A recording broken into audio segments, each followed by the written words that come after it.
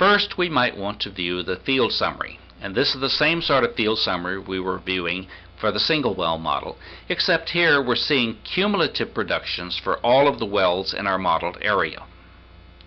Another way we might want to view this data is viewing it as well production profiles.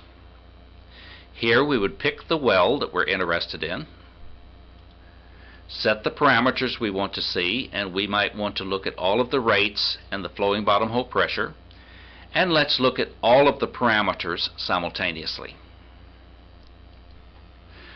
So we see the oil rate, gas rate, water rate, and flowing bottom hole pressure for well 2.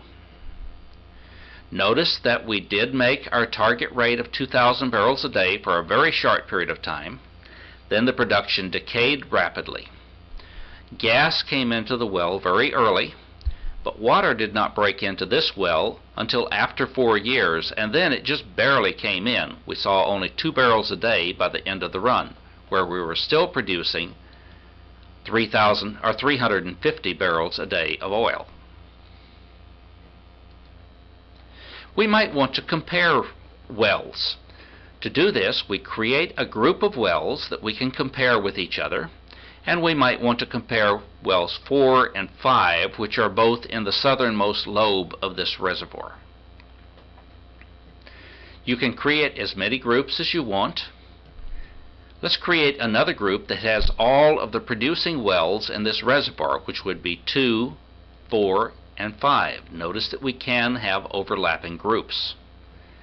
Then we would pick from among the groups we've defined, set the parameters that we want to view, and for this viewing, let's say we want to see wells going across the page and parameters down, where we have 3 wells in our group and 4 parameters that we're asking to see. So we have our 3 wells going across the page, well 2, 4, and 5, and the 4 parameters going down the page, and we can now compare what the wells are doing for the different parameters. Notice that well 2 has a sharp decay at the early part of the run, as all of the wells do, but then late in the run, production actually picks up when the production for the other 2 wells is trailing off towards 0.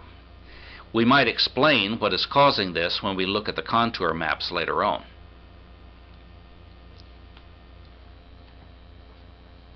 There are other ways we could view the data.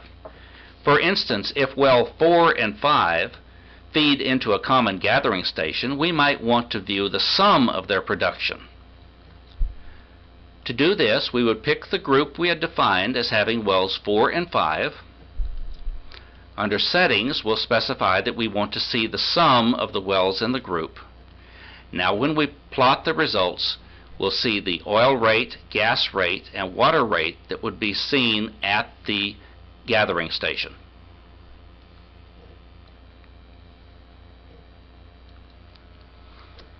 In the next section, we'll view contour maps, cross-section maps, and 3D maps.